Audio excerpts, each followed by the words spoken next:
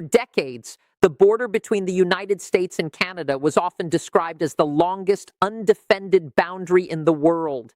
It was not just a line on a map, but a symbol of economic integration. Cars built in Ontario used parts from Michigan. Energy from Quebec powered homes in New York. The two economies were not just neighbors, they were woven together. But recently, something fundamental has shifted in that relationship. We are seeing a series of trade measures and countermeasures that suggest a new, more difficult era for North American commerce. This is not about panic. It is about policy.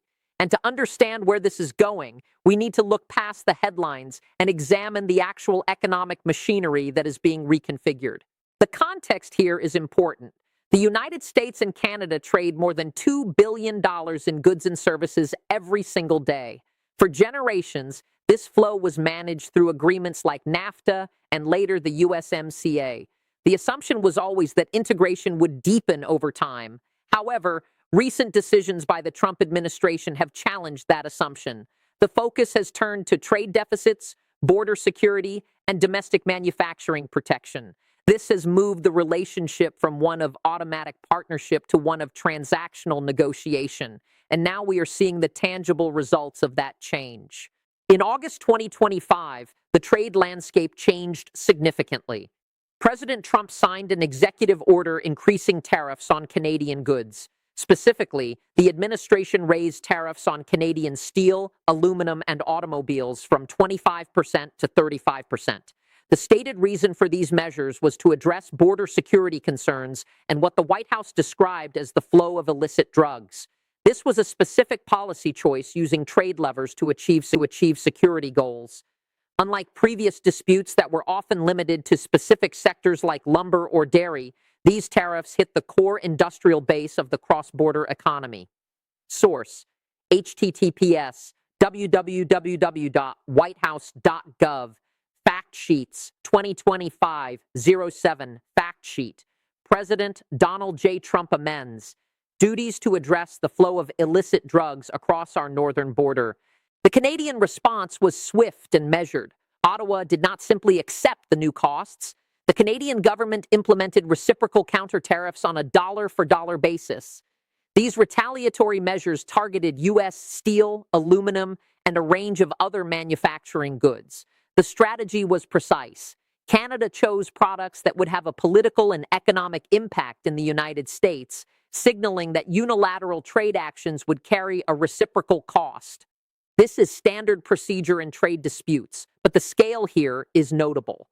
We are no longer talking about minor adjustments. We are seeing a structured tit-for-tat exchange between two of the world's closest trading partners. Source: https www.canada.ca N Department Finance Programs International Trade Finance Policy Canada's Response U.S. Tariffs HTML. But the story goes deeper than just tariffs. While the trade dispute was unfolding, Canada made a significant strategic move in its defense policy. For the first time, Canada has looked across the Atlantic for a major security partnership. Canada officially joined the European Union's Security Action for Europe program, known as SAFE. This is a historic shift. It makes Canada the first non-European country to participate in this specific EU defense instrument. Source: https www.concilium europa.eu en press releases 2025 12-19 SAFE member states endorse agreement on the participation of Canada. By joining SAFE, Canada gains access to a funding pool of up to 150 billion euros in low-interest loans for defense procurement. This allows Canadian defense companies to integrate more closely with European supply chains. It offers an alternative market for Canadian military technology and a new source of capital for industrial expansion. This is not just a diplomatic gesture. It is a financial and industrial decision to diversify where Canada buys and sells its security equipment. Source: https www.aljazeera.com News 2025 12-2 Canada joins key EU defense program as PM Carney pivots away from us. This pivot is also reflected in Canada's domestic procurement plans. Reports indicate that the Canadian government is aiming to reshape its defense spending. Historically, Canada has purchased roughly 70% of its military equipment from the United States. The new target is to flip that ratio, sourcing 70% from domestic Canadian firms and trusted partners outside the traditional U.S. reliance. This is a long-term goal, not an overnight switch, but it signals a desire to build sovereign industrial capacity rather than relying solely on American suppliers. Source: https www.reuters.com, Business Canada seeking cut reliance, U.S. arms plans boost defense output 2026 02/17 now. The economic impact of these moves is real and measurable. On the American side, industries that rely on Canadian raw materials are facing higher input costs. Construction firms, auto manufacturers, and appliance makers operate on thin margins. A 10% tariff hike translates directly into higher prices for steel beams and aluminum sheets. This creates inflationary pressure in specific sectors of the U.S. economy. It makes housing more expensive to build and cars more expensive to produce. The supply chain, which was optimized for a borderless flow of goods, is now encountering friction. On the Canadian side, the impact is also significant. The United States remains Canada's largest market by far. Tariffs reduce the competitiveness of Canadian exporters. To mitigate this, Canadian businesses are being forced to look for new customers. This explains the urgency behind the European defense deal and renewed interest in Asian markets. It is a forced diversification. The Canadian economy is adapting to a reality where access to the American consumer is no longer guaranteed or tariff-free. There is another layer to this dynamic that often gets overlooked: critical minerals.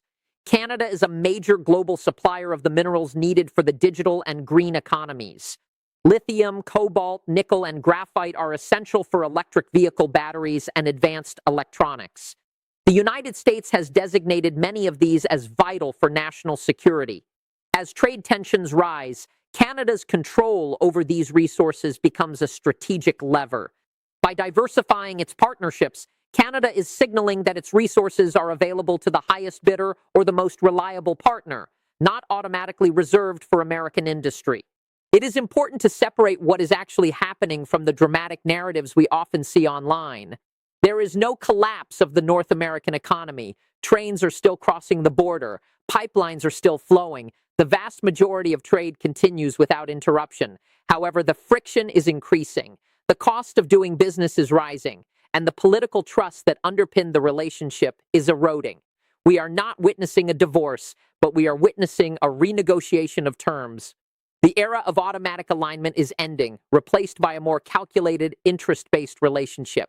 A realistic assessment of the data shows two economies that are hurting themselves to make political points.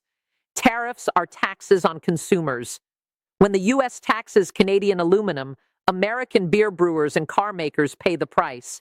When Canada taxes U.S. goods, Canadian shoppers pay more at the checkout. The economic efficiency of the North American bloc is being reduced. This drags down productivity and growth on both sides of the border. While some domestic industries may see a short-term benefit from protectionism, the aggregate effect is a loss of economic momentum. Looking forward, the trend suggests continued diversification. Canada's move to join the EU's SAFE program is likely just the first step. We should expect to see Ottawa pursuing more independent trade deals and security arrangements. For the United States, this means facing a neighbor that is less compliant and more autonomous. The monopoly the U.S. effectively held over Canadian trade attention is breaking down. Washington will have to compete for Canadian partnership rather than assuming it. This is the new reality of North American geopolitics. It is less stable than the past, but it is not chaotic. It is a rational adjustment by both nations to a changing world. The United States is prioritizing domestic industry and border control. Canada is prioritizing diversification and sovereignty. These goals are currently in conflict, leading to the tensions we see today. The outcome will likely be a more fragmented North American economy, where cross-border trade is harder, more expensive, and more politically charged than at any point in recent history. Ultimately, the longest undefended border is becoming a thicker economic barrier. Businesses on both sides will need to adapt their supply chains. Investors will need to price in higher political risk, and citizens will likely face higher prices for certain goods. The relationship is enduring, but the terms of engagement have fundamentally changed. We are watching a strategic realignment in real time, driven not by panic, but by divergent national interests.